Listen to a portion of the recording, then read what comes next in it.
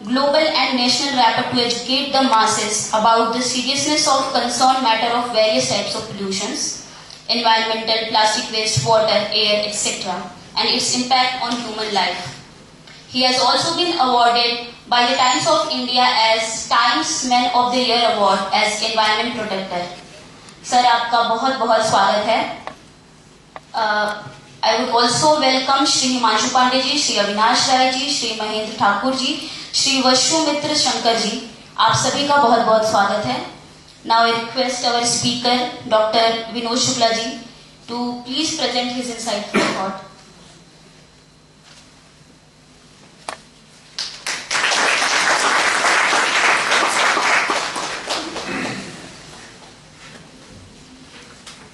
नमस्कार. हिंदी में आप लोगों को कंफर्टेबल होगा? सब लोग मेरे ख्याल से यहाँ समझेंगे. एक मैं प्रार्थना करता हूँ, जो मेरी शुरुआत इससे ही होती है सबके लिए. यहाँ भी आया हूँ, जहाँ भी जा रहा हूँ, ये प्रार्थना करता हूँ. एक एकात्म मानवतावाद के ऊपर हमारी शपथ है, जो मैं बाद में दिलाऊंगा. इस शुरुआत के बाद मैं अपने विचार देता हूँ. सर्वे सुखिनः भवन्तु, सर्वे सन्तु निरामया, सर्वे भद्राणि पश्यन्तु मा कश्चित् दुःखं. विश्व में सबका कल्याण हो, सभी रोग मुक्त हो. मेरे साथ बोलेंगे, विश्व में सबका कल्याण हो, सभी रोग मुक्त हो, सभी शांति में हो, सभी आनंद में. यहाँ आने के बाद मुझे बनारस, जो काशी है, बहुत ही अद्भुत अनुभव हुआ है. आध्यात्मिक तौर पर यहाँ का बहुत ही एक ऑरा होता है ना, एक व्यक्तिगत ऑरा होता है और एक जो है कलेक्टिव ऑरा होता है. तो मैं यहाँ फील कर रहा हूँ, यहाँ का कलेक्टिव ऑरा बहुत ही पॉजिटिव है. काफी पॉजिटिव महसूस कर रहा हूँ. यहाँ पर अच्छी पॉजिटिव एनर्जी है. जैसे बताया अभी एक गीत के अंदर कि काशी जो है ज्ञान की, विद्या की और आध्यात्मिक सब तरह की ये नगरी है. पुरातन की नगरी है, संस्कृति की धरोहर है, आध्यात्मिक, संस्कृति और ऐतिहासिक, इन तीनों चीजों के लिए. और जब मुझे पता चला कि यहाँ पर हमारे ताऊ जी पंडित दीनदयाल उपाध्याय जी के नाम से पूरी चेयर है, तो मुझे इस बात की बहुत खुशी हुई. मैं बहुत आप सब लोग जो हैं इसको जानने के लिए, पर आपसे मैं थोड़े बहुत आपसे भी जानना चाहूंगा कि आप यहाँ रह के इस पे शोध कर रहे हैं, जान रहे हैं, तो क्या क्या चीज जान रहे हैं, किस तरह से चल रहे हैं. क्योंकि एकात्म मानवतावाद को जिस तरीके से मैंने कनेक्ट किया है, मैं आपके साथ शेयर करूंगा.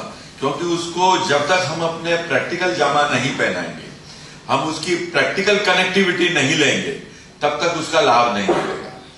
ये ऐसा ही है कि जैसे हम रोज सुबह शाम हेल्थ की किताब पढ़ लेते हैं.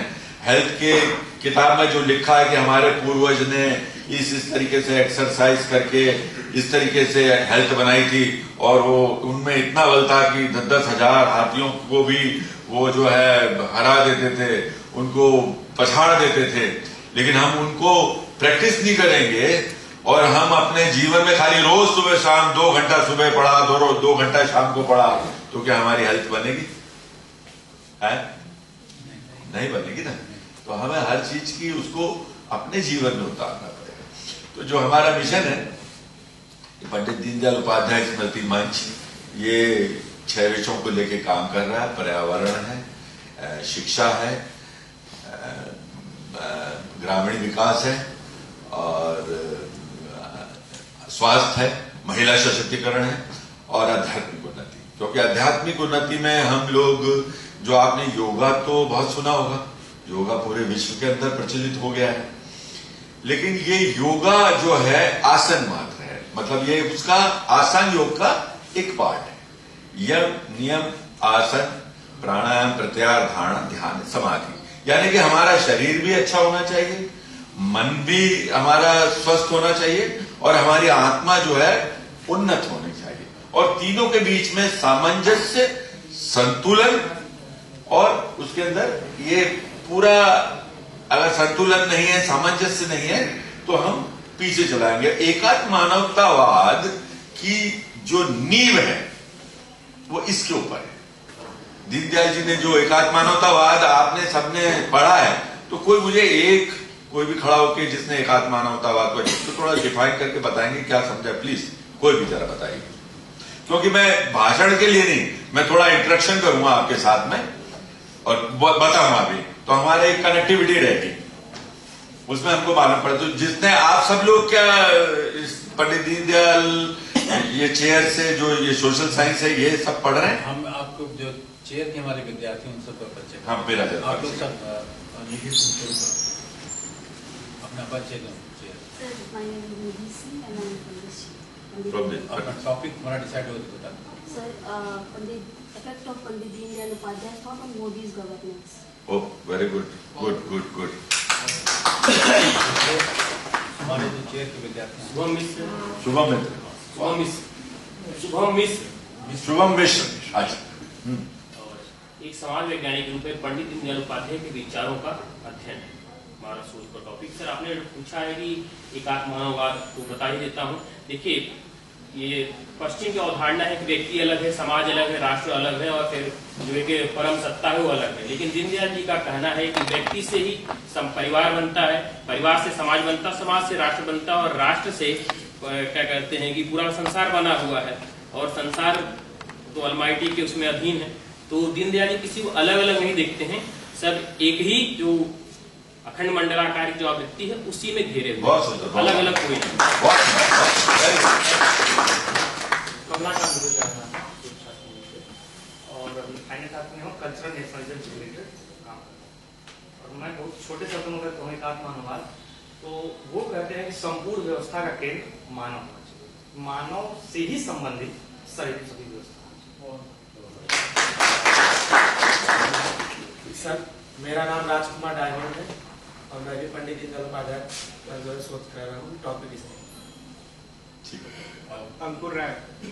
तो सर मेरा रिसर्च टॉपिक है historical perspective of Swaraj, special reference to Pandit Deendayal Upadhyay. वाह, बहुत और चेयर के कोई विद्यार्थी हो? नहीं, कोई बात। हमारे दो रिसर्च ऑफिसर हैं, हम लोग अपना परिचय दे दें। एक Pandit Deendayal Upadhyay chair project officer doctor Kanchan Pandey. Kanchan Pandey. अच्छा। मैं डॉक्टर शिल्पी जयसवाल, पंडित दीनदयाल उपाध्याय चेयर में post doctor PDF post doctor fellow. Okay, चलो वेरी गुड, जोरदार तालियां।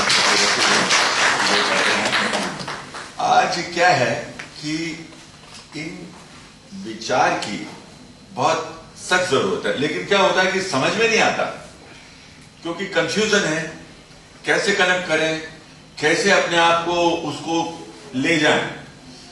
तो मैं क्योंकि मैं बहुत सौभाग्यशाली हूं कि ताऊ जी के साथ मुझे इनके साथ हिमालय की यात्रा करने का मौका मिला, उनको पर्सनली व्यक्तिगत तौर पर मेरे को जानने का मौका मिला। एक तो रिलेशनशिप अलग होती है, लेकिन एक व्यक्तित्व के आधार पर कि वो क्या थे।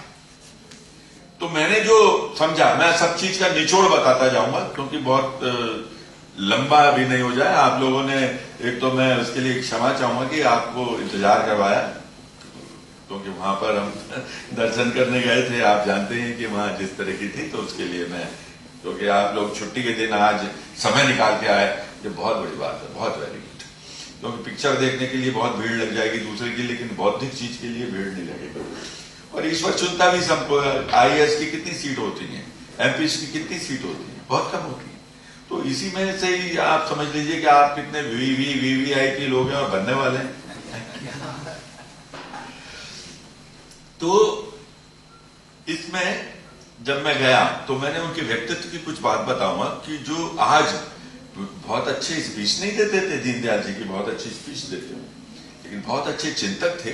और उनका जो ऑरा था, ऑरा कब बनता है आपका, एक तो ज्ञान तो आपको हो गया, प्रवचक आप हो गए, बहुत अच्छी लच्छेदार बात करते हैं, धारा प्रवाह बोलते हैं, हर चीज के प्रकंड पंडित हैं, विद्वान हैं, लेकिन आपका आचरण उसके अनुकूल नहीं।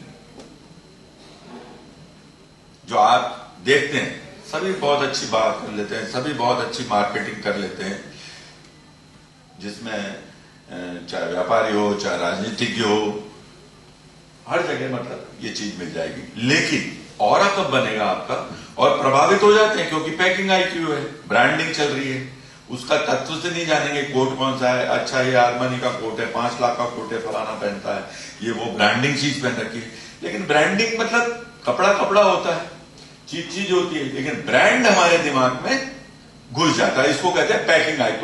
तत्व दर्शन से हम जान ही नहीं पाते कि अंदर का इंसान कौन है जो इस कपड़े के अंदर है, इस महंगे सूट के अंदर, इस महंगी गाड़ी के अंदर कौन बैठा है, वो इंसान है भी कि नहीं, वो एनिमलिटी के करीब है कि देवत्य के करीब है कि जानवर के करीब है, और हमारे लिए कौन हो गया वो सो कॉल्ड बिग मैन। क्योंकि आज की दुनिया में जिसके पास सबसे ज्यादा पैसा है वही सबसे बड़ा आदमी, चाहे उसने किसी भी रीति से वो पैसा कमाया हो, अंदर से वो कितना भी अशांत हो, अंदर से उसकी भावनाएं मदद करने के लिए नहीं हो, उसके पास बिलियंस ऑफ डॉलर है, लेकिन चाय पीने के लिए गरीब आदमी से भी सोचेगा ये मेरा पैसा दे दे, चाय का मैं क्यों खर्चा करूं, तो उसको हम बड़ा आदमी कहेंगे क्या? नहीं। तो एकात्म मानवतावाद की जो कनेक्टिविटी है, उनकी जो, पहले मैं बता देता हूं, 2 चीज मैंने देखी थी दीनदयाल जी की, अपरिग्रह और समतत्व की भावना। समतत्व मतलब सबको समान दृष्टि से देखना। मैं आपको इसका लाइव एग्जांपल दूंगा। जब मैं उनके साथ 10 राजेंद्र प्रसाद रोड पे अटल जी, दीनदयाल जी, नानाजी देशमुख, जगन्नाथ राव जोशी, जगदीश माथुर, ये सब एक साथ रहते थे। मैं भी कभी कभी जाता था, मैं छोटा था। हमारी दादी यानी कि उनकी मामी दीनदयाल जी की, जो आपने बुक्स में पढ़ा होगा, जिक्र आता होगा, और हमारे जो दादाजी थे उनके मामा जी राधा रमन शुक्ला, और उनके नाना जी थे चुन्नीलाल शुक्ला। जहां जन्म उनका वहां पर हुआ था उनके पास, और वहीं उनका पालन पोषण हुआ था। और मेरे पिताजी प्रभुदयाल शुक्ला जी, उन्होंने उनका दाह संस्कार किया था दीनदयाल जी का। तो जब मैं देखता था तो एक वहां पर एक खाना बनाने वाला जो रसोईया था उसका नाम था बिरजू, एक जो सफाई करने आता था झाड़ू लगाने वाला उसका नाम था नत्थू, और सब रहते थे। अब मैं जब जाता था, कई दफे मेरे फ्रेंड्स होते थे, तो वो जज जो मेरा दोस्त आया है वो ये नहीं सोच सकता था उनके बिहेवियर से कि मैं उनका भतीजा हूं और ये कोई पराया है। और उनकी जो टोन, उनका जो लहजा था, अटल जी आज हम डिस्कस कर लेते हैं इस टॉपिक के ऊपर, आज बैठ लें, थोड़ा सा मीटिंग कर लें। अरे बिरजू जी, खाना तैयार हो गया तो हम आ जाएं खाने के लिए। नत्थू जी, थोड़ा सा जरा वहां कचरा रह गया तो आप जरा उसको वहां से ले लेंगे, हैं? ये क्वालिटी थी। ये आज की तारीख में मैं अच्छी अच्छी जगह गया हूं, बहुत ऊंचे ऊंचे से, लेकिन ये जो समतत्व की भावना है, इसीलिए वो राजनीति के संत कहलाते थे। और उनका ऑरा अपरिग्रह आपने देखा होगा, जब सुना भी होगा, पेपर में जाना होगा कि जब उनका एसेसिनेशन हुआ था, तो हत्या हुई थी, तो उसमें उनके पास 2 जोड़ी कपड़े, एक झोला था, 26 रुपए कुछ मिले थे। मतलब उनके पास रियल में ये एक जोड़ी, दो जोड़ी रहते थे, झोला, लिखते रहते थे, चिंतक थे और बहुत ही तत्वदर्शी के करीब थे। तो ये जो क्वालिटी देखी, तो जब हम कहेंगे कि ये समाज पिता है या राष्ट्र पिता है, तो राष्ट्र पिता एक तो पिता होता है, पारिवारिक पिता होता है, वो पिता के दुख सुख उसके परिवार के दुख सुख होते हैं। जब आपके दुख सुख आपके परिवार के हो गए तो आप पिता कहलाए, जब आपके दुख सुख एक समाज के हो गए तो समाज के देवता कहलाए, समाज पिता कहलाए, और जब सारे दुख सुख राष्ट्र के हो गए तो आप राष्ट्रपिता कहलाए, और जब पूरे ब्रह्मांड के दुख सुख हो गए तो आप परमात्मा कहलाए। तो अपनी चेतना को, जो उन्होंने कहा कि मैं अकेला नहीं हूं, खंड से अखंड की यात्रा, नर से नारायण की यात्रा, तो उन्होंने जो वक्तव्य बोले थे, 2 वक्तव्य मेरे जहन में, मेरे मस्तिष्क में बहुत गहरे से घुस गए और उस पर रिसर्च वर्क करते हुए इसके ऊपर काम करना शुरू किया। मेरी जो गुरु श्री श्री आनंद मूर्ति जी हैं, जिन्होंने 90 मानवतावाद दिया और पूरा दिया, तो फिर जब मेरे को आया तो पहले एक वक्त बोला था उन्होंने कि शरीर, मन, बुद्धि और आत्मा के साथ सामंजस्य करके चलने वाला व्यक्ति ही सुखी और संपन्न मनुष्य है। ऐसे मनुष्यों का समूह ही देश का निर्माण करेगा और वासुदेव कुटुंबकम की स्थापना करेगा। शरीर, मन, बुद्धि और आत्मा के साथ सामंजस्य करके चलने वाला व्यक्ति। तो ये सामंजस्य कैसे करेगा? एक तो ये हो गया। दूसरा उन्होंने कहा था कि हमें ऐसे भारत का निर्माण करेंगे, यहां जन्मा हुआ बालक पूरी प्रकृति को आत्मसात करते हुए अपने संपूर्ण व्यक्तित्व का विकास करते हुए नर से नारायण बनने में सक्षम हो सके। तो ऐसे भारत का निर्माण कैसे होगा कि आज की तारीख में अगर पॉवर्टी है, भूखमरी है, बेरोजगारी है इतने टाइम से, तो क्या ऐसे भारत का निर्माण कर सकते हैं? ऐसे व्यक्ति का निर्माण कर सकते हैं हम? नहीं। तो हमको वो हमारी योजना को ऐसे बनाना पड़ेगा कि नर से नारायण बनने में या आध्यात्मिकता की ओर जाने में कि वो एक पशु की तरह अपनी ऊर्जा, आज क्या लग रहा है, सुबह की रोटी मिलती है, शाम के लिए प्रेशर है, आदमी कर रहा है, तो उसको क्या अध्यात्म लगेगा? अध्यात्म मतलब, अध्यात्म में दो चीजें हैं, एक तो परमार्थ भक्ति, एक स्वार्थ भक्ति, एक गॉड फियरिंग, एक गॉड लविंग। मैं गॉड, आज 99.9% गॉड फियरिंग है, हमको गॉड लविंग बनना है। हम उनकी संतानें हैं, पुत्र पुत्रियां हैं। तो जब ये वक्तव्य बोले थे तो इसके लिए यहां पर अध्यात्म आ जाता है। क्यों? जैसा बताया कि मैं, मेरा परिवार, समाज, राष्ट्र, सृष्टि और समष्टि। तो नर से निकाल करके अपनी चेतना को परिवार, अभी खुद अगर मैं अपनी खुदगर्जी में सोचूं तो परिवार नहीं बन पाएगा। जब मैं अपने को, अपने से ज्यादा प्यार मेरे परिवार को करूंगा तो परिवार मुझे मानेगा कि ये पिता है। अब मैं शराब पीऊं, घर से पैसे ले जाऊं, जैसे देखते हैं बिल्कुल पत्नी कमा रही है, बच्चे कमा रहे हैं, वो पी के शराब पी रहा है, जुआ खेल रहा है, तो उसको क्या कहेगा? वो मानेगा नहीं।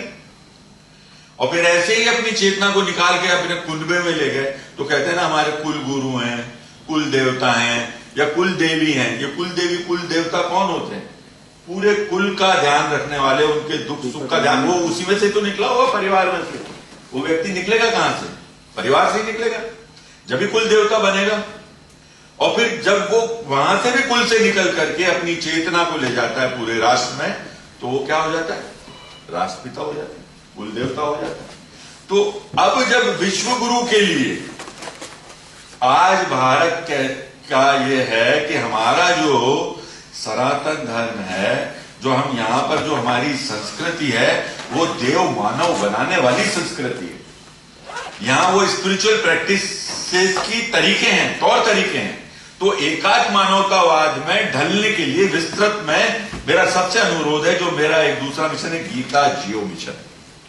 गीता जियो, जो दीनदयाल जी ने एकात्म मानवतावाद पूरा सार है, इस चीज का पूरा सार है। और अपने आप को वैसे व्यक्तित्व में डालना है तो हर व्यक्ति को कम से कम, गीता मतलब खाली ये सनातन धर्म का नहीं है। सनातन धर्म में मतलब सारे मजहब आ गए, हिंदू, मुस्लिम, सिख, अपने क्रिश्चियनिटी, बौद्ध, क्योंकि वो गीता नर से नारायण बनाने का सूत्र गीता है। उसको आप पढ़ो, हर घर में गीता जियो। जो गीता जियो मिशन है हमारा, कि गीता को जियो, पुट इन द प्रैक्टिस। आप अकेले नहीं हो। वो अर्जुन वो नहीं है कि जो वहां का आज से 4000 साल पहले जो अर्जुन था उसको बोल रहे, हम सब अर्जुन हैं और हम सब कंफ्यूज हैं, भ्रमित हैं, और वो हमको कह रहे हैं। और हमारा मन इतना चंचल है कि हम इंद्रिय निग्रह कैसे करेंगे? जो भी इस गीता को पढ़ेगा और पढ़ने के बाद में अपने घर में चर्चा करें, उस पर डिबेट करें और फिर उसमें जो इंस्ट्रक्शन दिए हैं उनको फॉलो करें। तो उसमें कुछ 3-4 सूत्र मैं बताऊंगा जिससे एकात्म मानवतावाद में कनेक्ट होंगे आप। गीता से कहा जा रहे हैं एकात्म मानव। गीता क्या सिखाती है अपने को? एकात्म मानवतावाद को सिखाती है, जो अपने यहां मटेरियल है। तो हमको क्या करना है, जब विश्व में ले जाएंगे इस चीज को, एकात्म मानवतावाद को विश्व में ले जाएंगे, तो गीता बहुत जरूरी है। और गीता के साथ में क्या आ जाएगा कि जो इंद्रिय निग्रह कैसे होगा। स्थित प्रज्ञ पुरुष मुझे बहुत पसंद है अर्जुन, उन्होंने स्थित प्रज्ञ की बात की। स्थिर पुरुष कैसे बनेंगे उसकी बात की है। तो वो जो चीज है उसको एकात्म मानवतावाद में कनेक्ट करेंगे। अब यहां पर हम जो क्या कर रहे हैं कि इधर हमको दोनों चीज चाहिए। आज की दुनिया के अंदर पांडव मतलब नैतिकवादी और कौरव मतलब अनैतिकवादी। जो नेगेटिव फोर्स है वो कौन हो गए? कौरव हो गए। और जो पॉजिटिव फोर्स है वो कौन हो गए? पांडव हो गए।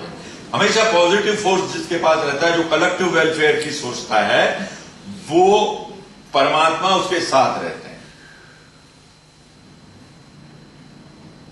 बात समझ में आ रही कि परमात्मा जो पॉजिटिव एनर्जी कब आएगी? परमात्मा क्या सोचते हैं? वो सबके कल्याण करने वाले हैं, सबका हितकारी हैं। विश्वनाथ क्या सोचते हैं? विश्वनाथ सबके मंगल, सब कल्याण, उनका दूसरा नाम है कल्याण भाव में रहने वाले, हमेशा सबको, बुरे असुर वगैरह सबको अपने गले लगाने वाले, सबको वो करुणा करते थे और अमृत लुटाते थे और विष पीते थे। ये क्वालिटी थी भगवान शिव की।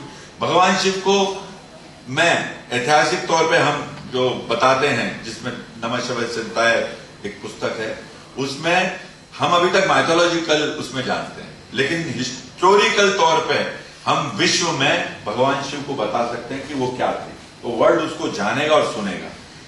इज द पहले वो जब सबसे पहले आए थे तो इसके पहले स्पिरिचुअल प्रैक्टिस नहीं थी। साधना पद्धति को सिखाने वाले सबके गुरु, अविद्या और विद्या के गुरु कौन थे? लॉर्ड शिवा। इसके पहले म्यूजिक नहीं था। सारा गा पादा नी सा देने वाले, म्यूजिक देने वाले कौन थे?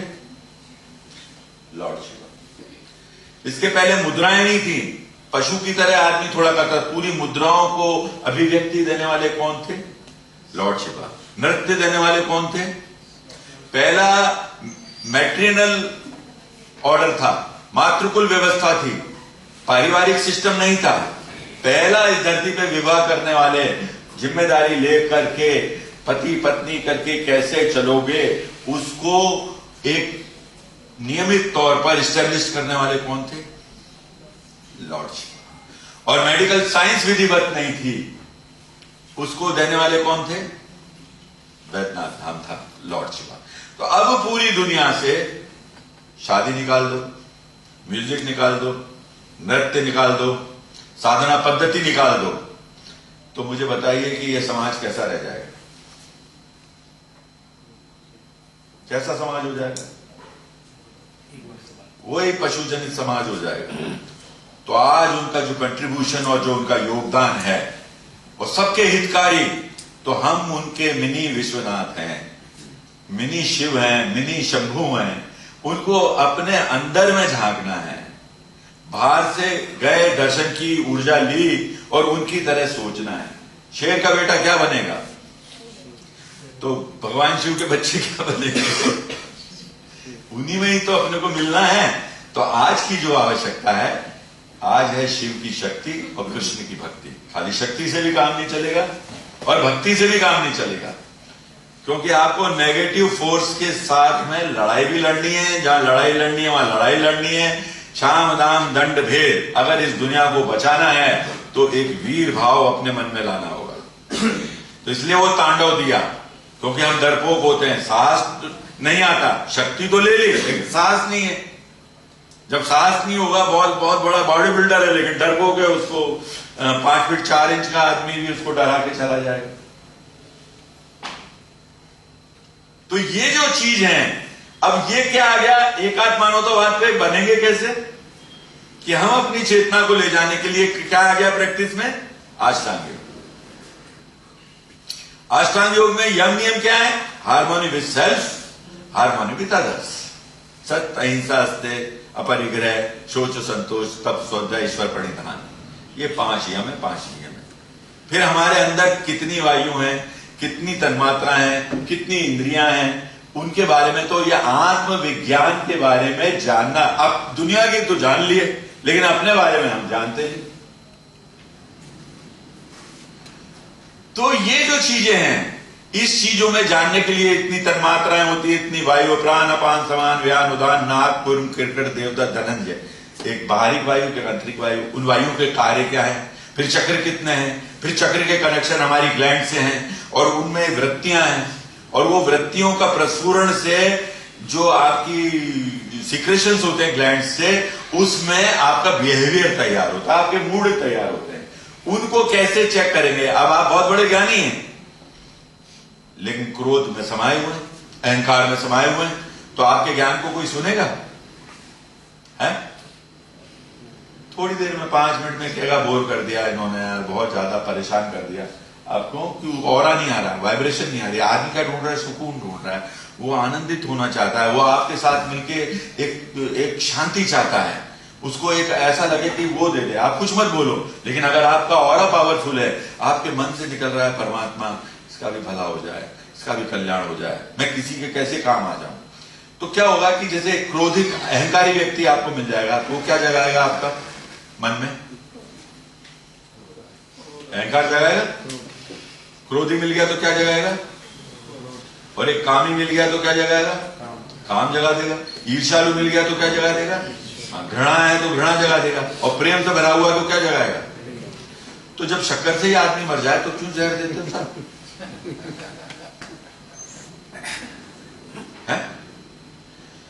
तो आज की दुनिया में जीने के लिए हमको क्या 2 चीज की जरूरत है। अगर इस सुख भोगना है, पैसा कमाओ, ये नहीं कि पैसा मत कराओ, सब तो जो है प्रोग्रेस रुक जाएगी। फिर अगर एक आदमी के अंदर पैसा कमाने की सिद्धि है, कोई करना चाहता है, आगे बढ़े, लेकिन संतुलन स्थापित करे कि मैं दुनिया, जो मैंने पहले प्रार्थना कराई थी ना आप लोगों को, वो प्रार्थना क्या थी? कि सभी रोग मुक्त हो। तो हम ये बताएं, मैं ये अंदर से चीज है, हम सब तरफ रोग चेहरे देखना चाहते हैं कि निरोग चेहरे देखना चाहते हैं? कैसे देखना चाहते हैं? हंसते हुए देखना चाहते हैं कि रोते हुए चेहरे देखना चाहते हैं? हम अपना घर कहीं गरीबी के बीच में बनाएंगे बड़ी कोठी, कि संपन्नता की ओर बनाएंगे जहां अच्छे अच्छे लोग रहते हो, सबकी कोठियां अच्छी शानदार हो? कहां बनाएंगे? और पूरी दुनिया का पैसा तो आपने चतुराई से अपने अंदर ले लिया, चारों तरफ आपके लोग फटेहाल रह रहे हैं, आप ही खुद संपन्न हो, तो क्या ऐसी दुनिया में रह पाओगे? ये अंदर की चाहत नहीं है, ये आत्मा की आवाज नहीं है। ये हम चाहते तो ये हैं, लेकिन ईर्ष्यावश पड़ोसी को फटेहाल बनाने की कोशिश करते हैं। हमारी चाहत नहीं है कि हमारा पड़ोसी फटेहाल, आप लेते ही नहीं पड़ोस में। कोई मकान लेगा या कुछ, हमारे पास में वो एक चीफ सेक्रेटरी थे, उन्होंने मकान बनाया, ये इधर एमपी है, ऐसे बोलते हैं ना, 3 एमएलए हमारे पास में रहते हैं, मिनिस्टर साहब ने हमारी कॉलोनी में ही मकान बनाया है, और अभी तो अमिताभ बच्चन ने भी वहीं लिया, हमारे पीछे ही। क्यों? कि हमारा नेचर है संपन्नता ढूंढना। तो जो हमारा स्वभाव है, अगर हम उसके विपरीत काम करेंगे तो क्या होगा? स्ट्रेस आएगा। तो आज का जो स्ट्रेस का, ब्लड प्रेशर का, बिला वजह की जो कंपटीशन हो गया ना, मेरी कमीज से ज्यादा उसकी कमीज सफेद क्यों, बिला वजह। यहां एकात्मानवतावाद है। अगर अपरिग्रह समतत्व की भावना आके कि मेरे सब अपने हैं, कोई मेरे लिए पराया नहीं है, दीन दयाल, सब पे दया करने वाले, यू आर द पायनियर्स। तुम इस प्लेनेट पे आए हो कुछ करने के लिए, प्लेनेट वाइज, यूनिवर्स वाइज सोचना है, क्योंकि आने वाले कल में एलियंस भी आ सकते हैं। हमारी चाहत तो अनंत है। आज आपको यहां का लीडर बना दिया जाए कि आप बनारस के नेता बन गए, लेकिन वहां से संतुष्ट हो जाएंगे? क्या चाहेंगे? यूपी के सब चाहेंगे, यूपी के, और यूपी के बना दिया तो, और इंडिया के बनने के बाद वर्ल्ड के, और अभी प्लेनेटरी वर्ल्ड होता, मार्स वार्स की भी सरकारें होती, कुछ होती, तो क्या चाहते? तो हम इनडायरेक्टली हम कहां जाना चाहते हैं? आज जो जिसके पास 1 लाख रुपया है, क्या वो संतुष्ट है? जिसके पास कुछ नहीं है, 1 लाख मिल जाएगा, खुश हो जाएगा। लेकिन आपके पास 50 करोड़ रुपया है, 100 करोड़ रुपया है, और उसकी 25 लाख की कौन बनेगा करोड़पति खुल गई तो आपको क्या मजा आएगा कुछ? क्योंकि आपकी दौड़ कुछ और है। तो मन के अंदर हमारी अनंत इच्छा है, इनफाइनाइट थर्स्ट है। ये इनफाइनाइट थर्स्ट क्यों है? क्योंकि हम उस अनंत की संतान है, वो सत्यम शिवम सुंदरम की संतान है, इसलिए हम सुंदरता देखना चाहते हैं। सुंदर कितना भी कुरूप होगा आदमी या कितनी भी कुरूप स्त्री होगी, वो अपने आप को जब पार्टी में जाते हैं तो सब सुंदर बन के जाना चाहते हैं, अपने को प्रोजेक्शन करना चाहते हैं। ये सुंदरता का जो बोध है ये हमारे अंदर है। तो हम क्या चाहेंगे? चारों तरफ सुंदरता को देखना पसंद करते हैं, तो क्यों ना सुंदर दुनिया बनाए? कचरा फैलाएंगे क्या? यहां कचरा वहां कचरा, यहां थूकना वहां थूकना, ये क्या हमारे अंदर की चाहत है क्या? नहीं। तुम कहते हो तुम्हारी आदत 2 बार थूकने की है, कहीं पीक मार दी, और तुमको कोई 50 बार पीक मारने वाला तुम्हारे घर में मिल जाएगा तो तुम हाथ जोड़ोगे। क्योंकि हमारा स्वभाव नहीं है। हम कहते हैं कितनी भी हमारी शांति हमारा स्वभाव है। आप आतंकवादी खेमे में भर्ती हो गए, मैं कल्पना करता हूं कभी कभी उनसे भी सीखने को मिलता है आतंकवादी लोगों से, कि कभी आप भर्ती हो गए उसमें और वो कैंप में चल रहे हैं और वो सबको ट्रेनिंग दी जा रही है कि इतने को उड़ाना है, तुम्हारा मिशन है, अल्लाह ताला तुमको ये करेगा और अल्लाह ताला 72 हूरें देगा, तुमको ये होगा और आज जो भी अपने में कुर्बान हो जाएगा। वहां पर वो ध्वंस की ट्रेनिंग, लेकिन वो ट्रेनिंग है 2 महीने की, और उसमें जो सबसे अशांत मानव है 24 घंटे बोलता रहता है मैं कहीं खत्म कर दूं, वो उससे भी झगड़ा कर रहा है जो पास में उससे साथ ट्रेनिंग, तो उसको पसंद करेंगे क्या? क्योंकि शांति हमारा स्वभाव है। उससे बड़ा अशांत आदमी मिल जाएगा तो उसके हाथ जोड़ेगा। हम ऊपर जाना चाहते हैं, ये हमारी मन की चाहत है। सत्यम शिवम सुंदरम, सत्य। कोई भी हमारा दोस्त हो, हम कितने भी बड़े बेईमान हो, लेकिन हम दोस्त कौन सा ढूंढते हैं? ईमानदार। मैंने नंबर 2 से 500 करोड़ कमाया, मैं कहूंगा कोई है क्या, कोई ईमान कस्टोडियन, कोई देखने वाला मेरे पैसे को? बेईमानी से कमाए हुए पैसे को देखने के लिए कौन चाहिए? ईमानदार आदमी चाहिए। बेईमान नहीं चलेगा। तो रिक्वायरमेंट किसकी हुई? चोर डाकू भी अगर ग्रोह बनाएंगे, डाका डालेंगे, तो आपस में वो ईमानदारी का गठबंधन नहीं होगा तो डाका नहीं डाल सकते। अब डाका डालने गए 5 आदमी, एक ने डाला, तूने कितना लाया? बोले 5 लाख। तूने कितना? 10। और एक ने 25 का डाला और बताया 10, और बाद में पता चला, तो उसको रखेंगे ग्रोह? तो पहला सूत्र, एक से दूसरा बंधन बनने के लिए ये ईमानदारी की जरूरत है। हम कहते हैं आज की डेट में कुछ नहीं है जी, ये बेकार फालतू की चीजें, प्रैक्टिकल नहीं है, आप चल नहीं पाओगे, ऐसा जनरली सुना होगा। मेरे मित्र ने भी एक थे, मेरे मित्र बोल रहे थे यार शुक्ला जी, ये जो चीजें है ना, ये एक्चुअली आज की दुनिया में प्रैक्टिकल नहीं है। It is not practical. आप जी नहीं सकते साहब, भूखे मर जाएंगे आपके बच्चे। मैंने कहा ठीक है। मैंने कहा आपका आइडिया गुड। तो मैं इसी वक्त इसी जगह आपका मंत्र ले लेता हूं आपसे, और ये करके मैं इसी वक्त टोपी पहनाने का शुरू करूं, लच्छेदार बाल बना करके। तो पहली टोपी आपके सर पे रख दी मैंने, लच्छेदार बना के। तो फिर उसके बाद दोस्ती करोगे मुझसे? भाई दोस्ती करोगे? बोले नहीं, मैं बुरा नहीं मानूंगा, आप मेरे साथ कितनी भी चीटिंग कर लो, आई विल नॉट फील। तो ठीक है फिर, इट्स ओके, फिर तो ठीक है फिर। तो ये जो चीजें हैं ये हमारी दौलत है, ह्यूमैनिटी की दौलत है, और इस चीज को, ये आत्मा की आवाज है, और हम जैसा सोचेंगे वैसा बन जाएंगे। जब इस तरह की धारणा लेके हम चलेंगे तो हमारे अंदर से वो इंटीग्रल ह्यूमनिज्म, सबके दुख दर्द को समझेंगे। जब हम ध्यान करने बैठेंगे कि नहीं, मैं उसकी संतान हूं और ये पूरी यूनिवर्स जो है मेरा परिवार है, ये मेरा देश है, और ये हर जीव जंतु मेरा विश्व परिवार है, मैं शपथ दिलाऊंगा आपको उसमें। तब आपके अंदर से वो एक नए व्यक्ति का निर्माण होगा, नए व्यक्ति का जन्म होगा। वहां एकात्म मानवतावाद आपके प्रैक्टिकल जीवन में आएगा। तो ये जो चीज है, इस चीज को हम प्रैक्टिकल करने के लिए ये चीज है। अष्टांग योग बताते हैं, जिसमें अष्टांग योग में सबको जानना चाहिए सत्य। अब सत्य में ही कंफ्यूजन है। अहिंसा में क्या करें साहब? अब कहीं कोई परिभाषा है, कहीं कोई परिभाषा है, कोई मारने आ गया, आतंकवादी आ गया, हम तो अहिंसावादी हैं, क्या करें? उस वक्त क्या करें? उसके हाथ में मशीन गन है और यहां पर खड़े हुए हैं सब, मैं तो कुछ नहीं करूंगा, मैं तो अहिंसावादी हूं, और सबको मार दे, तो आप ऐसी अहिंसा में क्या विश्वास रखेंगे? तो क्लियर कट डेफिनेशन होनी चाहिए। शरीर, मन और आत्मा से मैं किसी को कष्ट नहीं देना ही अहिंसा है।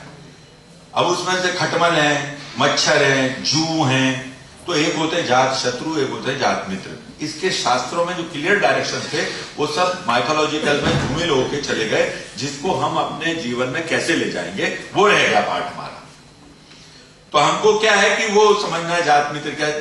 तो अहिंसा क्या, अभी कोई आतंकवादी है या कोई बलात्कारी है, अब आप जा रहे हैं फैमिली के साथ में और वो इस तरह से 3-4 गुंडे मिल गए और आपके पास पिस्तौल रखे लाइसेंस वाली, लेकिन आप अहिंसावादी सोच के मतलब डिफेंस लेकिन करेंगे नहीं, लेकिन वहां तो उसके साथ लड़ाई लड़नी पड़ेगी ना आपको।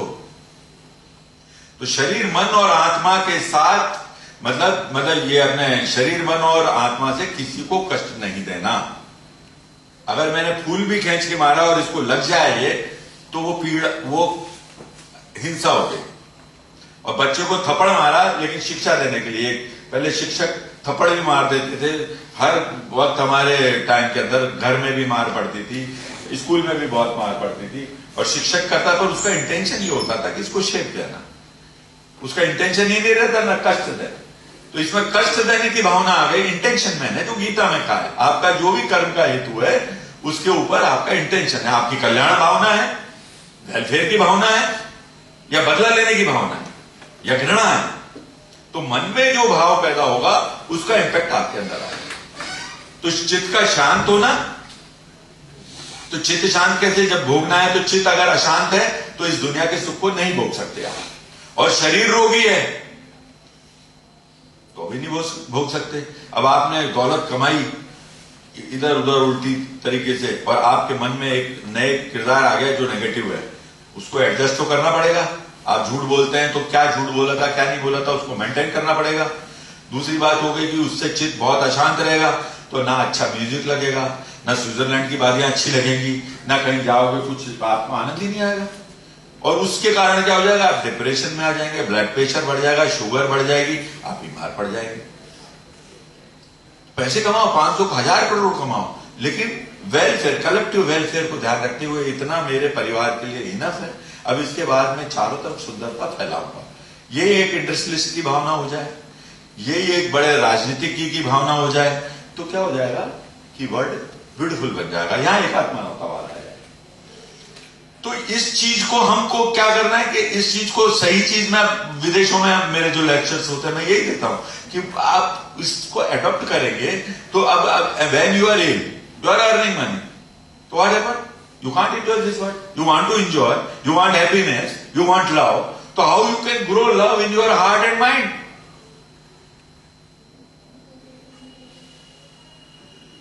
How to cultivate it? ये भी एक खेती है, मनोभूमि में पैदा करने के लिए कितना खाद ले जाएगा। तो अभी हमारी हर भावना है, जो भावना है हमारी प्रेम की, जो सहायक भावना है, करुणा है, दया है, क्षमा है, श्रद्धा है, ये प्रेम की खाद है। काम, क्रोध, मोह, लोभ, मद, मत्सर, घृणा, शंका, लज्जा, भय, कुल, शील, मान, युगुप्सा, ये अष्टपाश षड रिपु क्या है, ये उस प्रेम की खेती को खाते हैं। अब किनको कंट्रोल कर सकते हैं, किनको इरेडिकेट कर सकते हैं। काम, क्रोध, मोह, लोभ, मत्सर, ये इनबॉर्न है, इनको कंट्रोल करना पड़ता है, कितना हमको देना है कितना नहीं देना। तो उसकी जो टेक्नोलॉजी है वो आसान भी हो गई।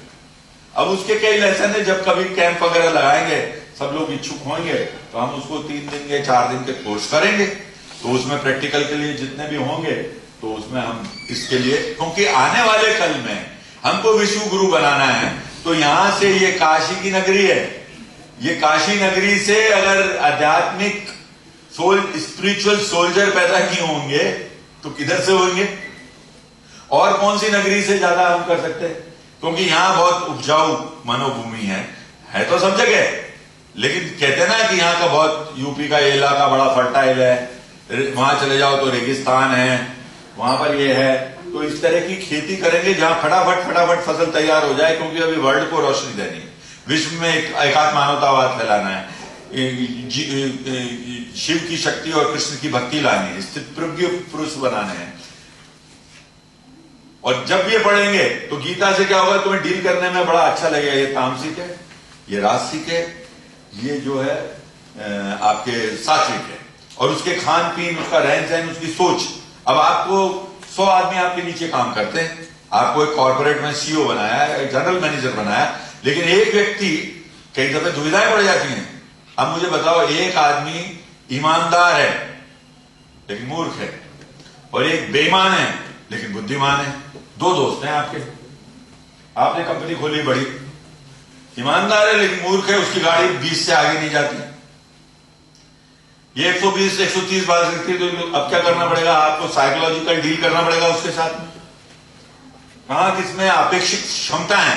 तो ये जब गीता पढ़ेंगे तो इससे, ये गीता हमारी ऐसी चीज है कि पूरे वर्ल्ड में हर मजहब, अब मेरे होते हैं हर मजहब का लोग है, मैं उसको धार्मिक नहीं बनाता, उसको ह्यूमन साइकोलॉजी के आधार पर हम देते हैं।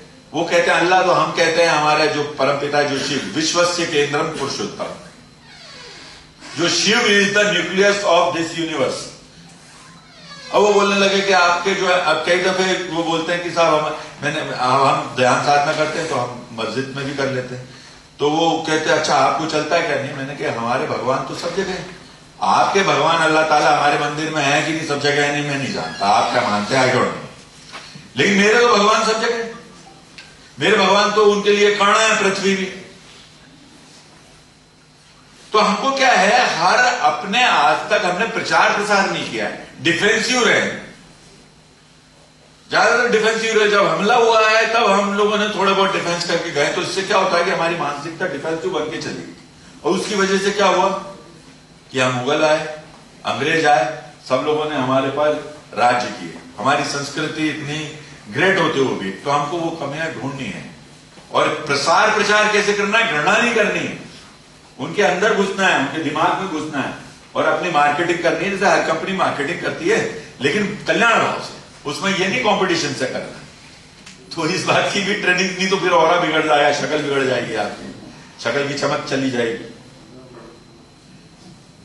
लाख श्लोक जानते हो, सारे शास्त्र पढ़े हो, लेकिन कल्याण भाव नहीं है, तो और ही नहीं बनेगा। अब मैं घृणित हो गया, मैं अहंकार से युक्त हो गया, बहुत बड़ा ज्ञानी, तो पहले तो दूसरे वाले मुझसे परेशान होंगे, फिर घर में ही परेशानी पैदा हो जाएगी, क्योंकि उसकी बैड स्मेल आएगी। तो ये कह के आप लोगों के लिए कोई क्वेश्चन करना है, पहले एक मैं शेर बोलता हूं कि आपके सारे ख्वाब हकीकत हो जाएं, खुशियों से आपका जीवन रोशन हो जाए, आप लोगों की जिंदगी इतनी महके कि यहां की महक से, आप लोगों की महक से पूरी दुनिया महक जाए।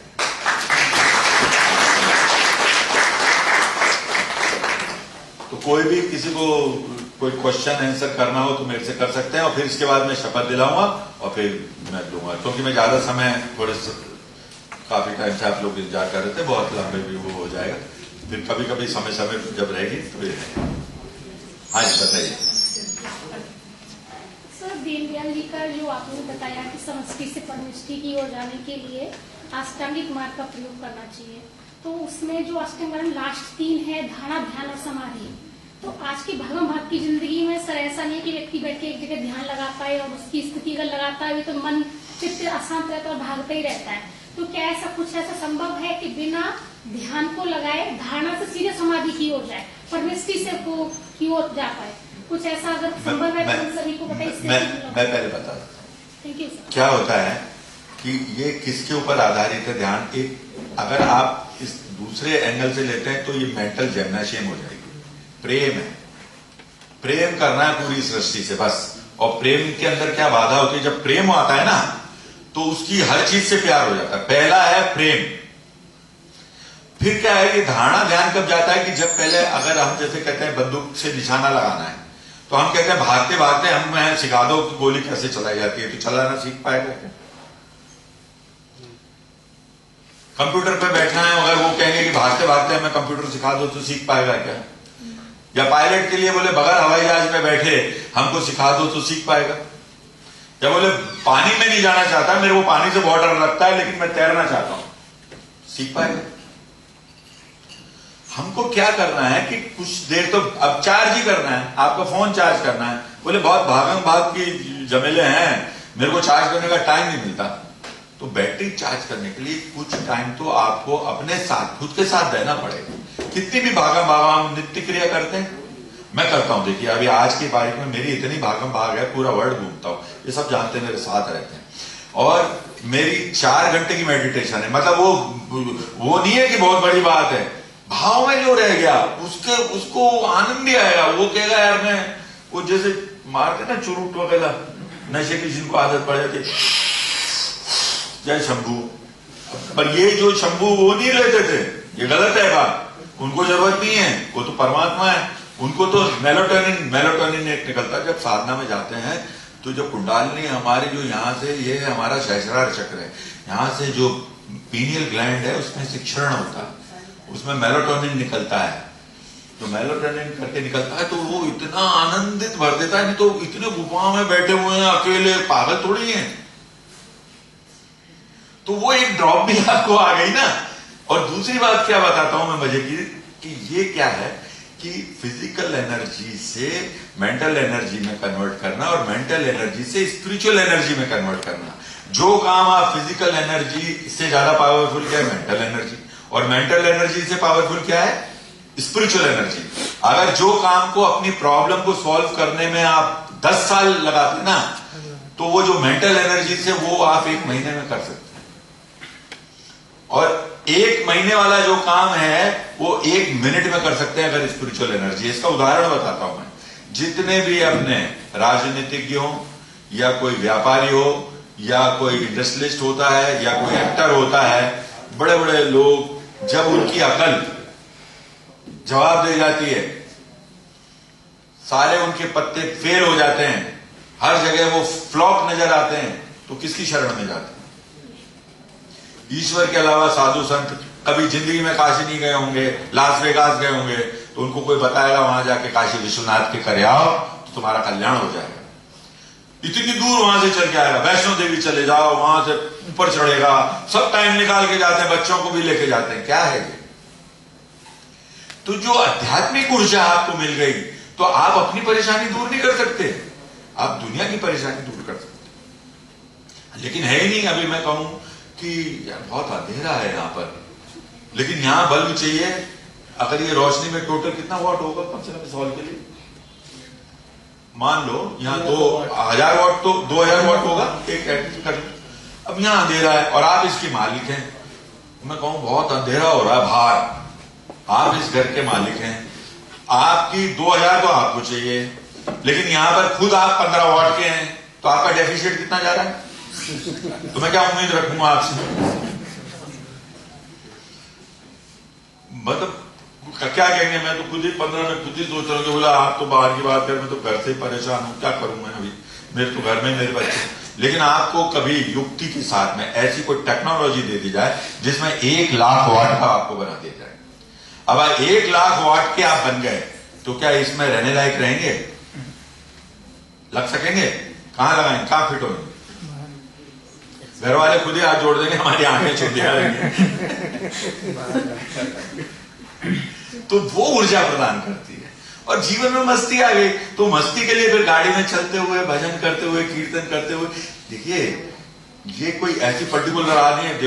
मैं तांत्रिक साधक हूं, लेकिन मैं कैसा रहता हूं, आप मेरे को देख के ऐसे नहीं कह सकते कि मैं कोई, अभी मैं गेरुए कपड़े पहन के और उसी तरीके से देख लूं तो आपकी नजर दूसरी हो जाएगी, क्योंकि पैकिंग आएगी। तो तत्वदर्शी बनो। अंदर से वो रावण एक साधु का वेश लेके आया था, सीता मतलब आपकी आत्मा को हरण करके, रावण मतलब वो वृत्तियां घुस गई और आपको नेगेटिव फोर्स में कन्वर्ट कर दिया। तो आप देख नहीं पाए।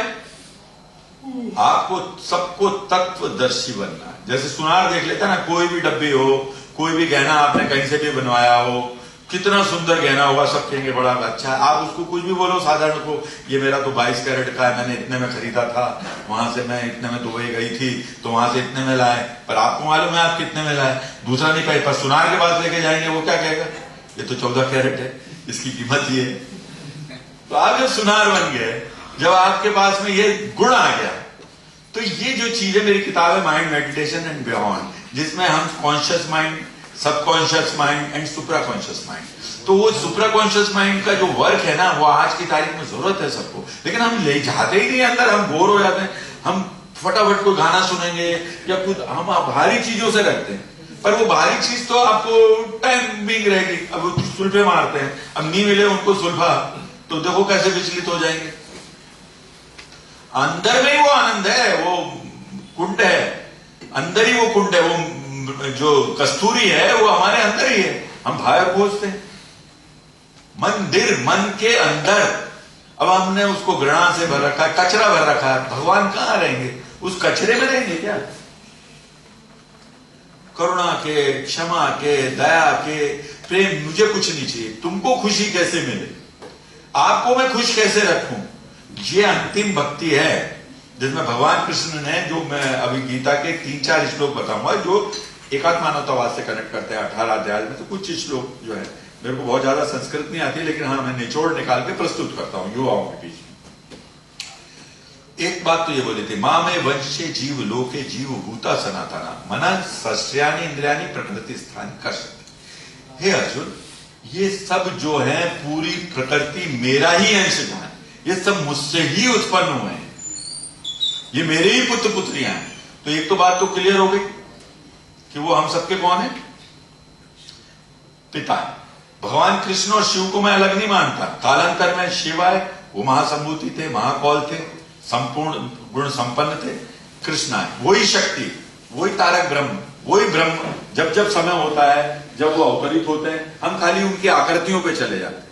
जैसे इलेक्ट्रिसिटी है, यहां ये स्विच है, अब 50 स्विच लगा दो, एक स्विच इनका, एक स्विच इनका, एक हनुमान जी का, पर वो करंट कहां से आ रहा है? वो परम चेतना जो ब्रह्म कहा गया हमारे से, शिव शक्ति आत्मकम ब्रह्म। शिव और शक्ति दोनों का मिलित जुलित ब्रह्म है, पुरुष और प्रकृति, consciousness and energy, this is the concept. तो क्या है कि हम जो है माँ में वंश है, हम उनके, तो हम क्या कनेक्ट करेंगे एकात्म मानवतावाद में कि हम हमारा माइंड को हम क्या बनाएंगे? यूनिवर्सल बनाएंगे। क्योंकि भाई मैं इस तरीके से डिपार्चर ले जाऊंगा, मैं मंगलगिरी में जाऊंगा, कहां जाऊंगा? विनोद शुक्ला के रूप में आज आया हूं, कल मैं और कहीं दूसरे रूप में, जिसमें गीता में दूसरे अध्याय में कहा है कि आत्मा अजर है और हम जो है एक शरीर से, जैसे बचपन था, बचपन से जवानी आती है, जवानी से बुढ़ापा आता है, तो हम अब इस बुढ़ापे के बाद में हम दूसरा शरीर धारण करेंगे या नहीं करेंगे, उसकी मर्जी मुक्ति, हमने शरीर नहीं मांगा, उनकी उसमें लीन हो जाएंगे। नहीं तो उनसे यही कहेंगे हम तुम्हारी ही चर्चा करते रहे, तुम्हारे ही गाने गाते रहे, पॉजिटिव एनर्जी फैलाते रहे, आपकी जैसी इच्छा, वो भी आप पे छोड़ दिया।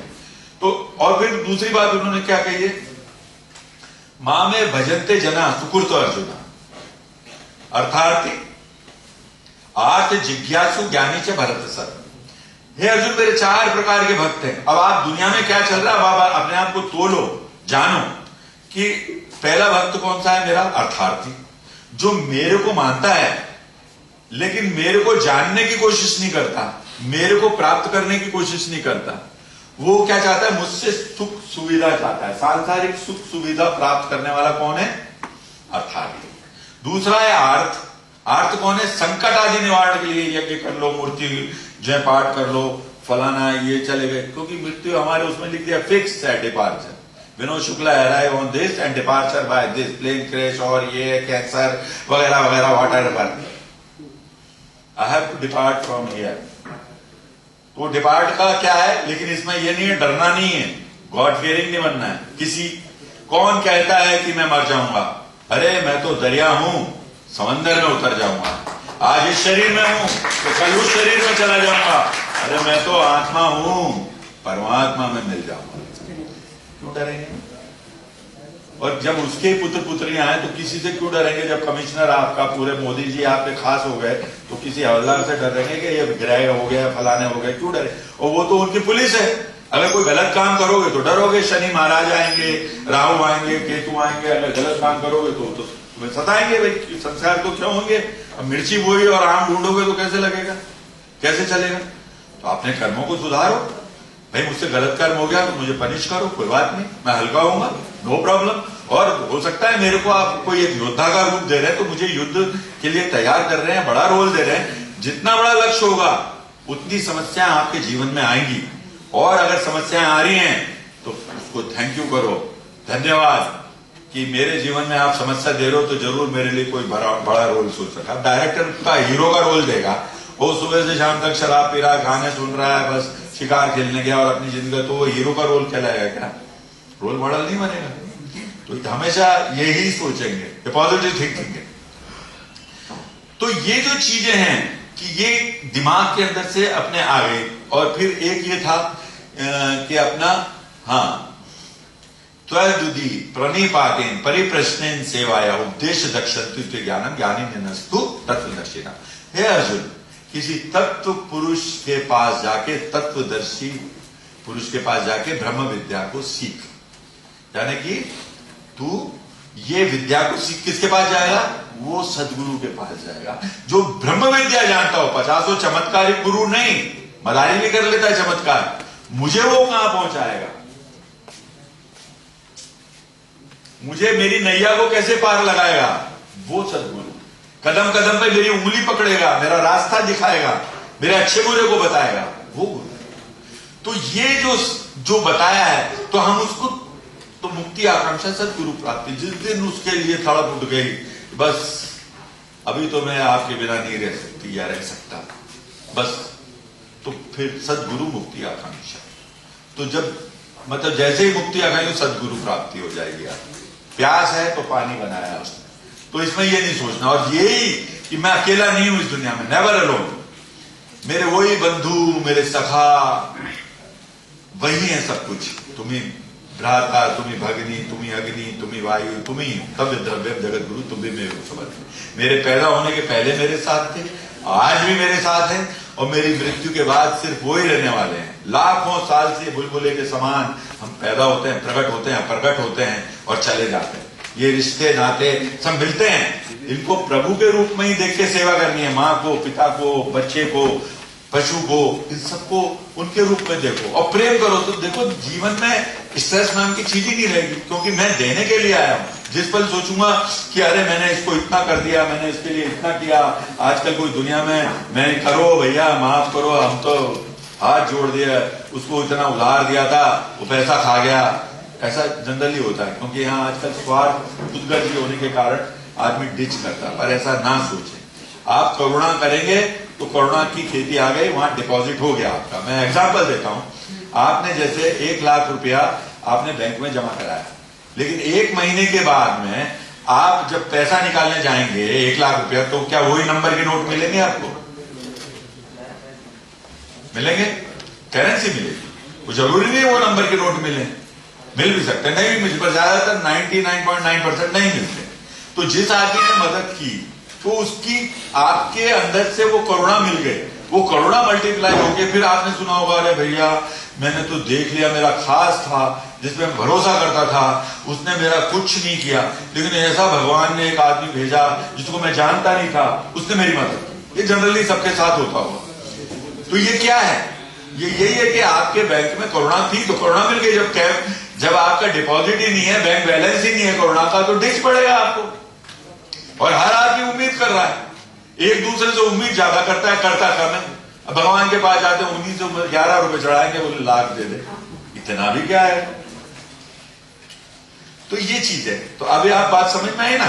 तो जब इसको आप अटेंड करेंगे, अब जैसे यहाँ दीनदयाल जी कर रहे हैं, रिसर्च कर रहे हैं, तो आना पड़ेगा ना। मैं यूनिवर्सिटी ऑनलाइन करोगे तो भी ऑनलाइन पे कंप्यूटर पे बैठना पड़ेगा, ऑनलाइन भी तो बैठना ही पड़ेगा ना, बगैर बैठे। हाँ, जब एक दफे सज जाता है, साधना सद गया, फिर आप ट्रेन में जा रहे हैं, फिर भाव में आ गए, फिर उस भाव के बाद में फिर आप भाव में आ गए, फिर जरूरत नहीं। ठीक है? तो अभी एक शपथ ले लेते हैं। और किसी को कोई सवाल करना है? हाँ बोलिए सर। आपको दीनदयाल जी का कितने वर्ष का सानिध्य मिला? और दूसरा प्रश्न है कि आपके संस्थान में दीनदयाल जी से संबंधित सामग्री उपलब्ध है कि नहीं? देखिए, हमारे पास जो दीनदयाल जी की सामग्री थी, हमने नाना जी को दे दी थी। उनके मेडल थे, उनके कुछ कपड़े थे और मेडल वगैरह थे, चिट्ठियां वगैरह जो लिखते थे, वो हमने शोध संस्थान जो है ना, उस वक्त बहुत पहले की बात है, जब उनका ये देहांत हुआ था, दीनदयाल जी के देहांत के बाद में करीब 1-2 साल के बाद ही हमने लिखी थी।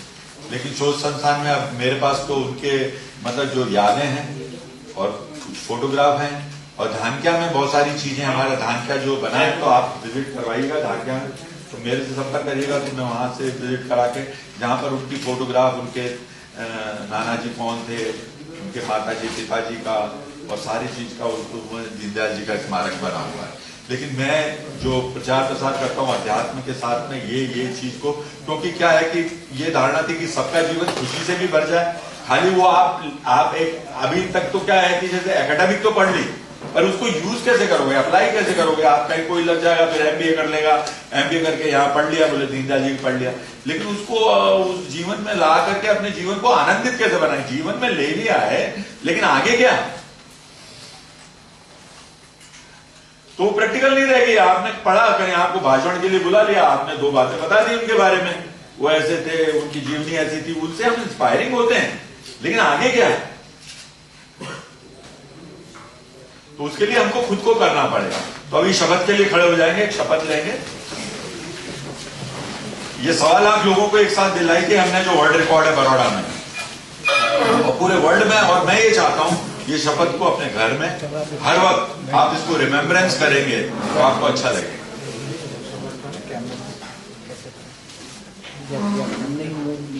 हम सब ईश्वर की संतान ये शपथ लेते हैं प्रकृति को अपनी माँ, परमात्मा को अपना पिता, मनुष्य, पेड़ पौधे, जीव जंतु, पशु पक्षी, ये हमारा विश्व परिवार है।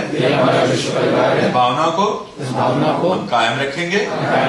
नस्लवाद, जातिवाद, अंधविश्वास, भ्रष्टाचार, आंतरिक प्रदूषण, बाहरी प्रदूषण मिटा करके एकात्म मानवतावाद के पथ पर चलेंगे।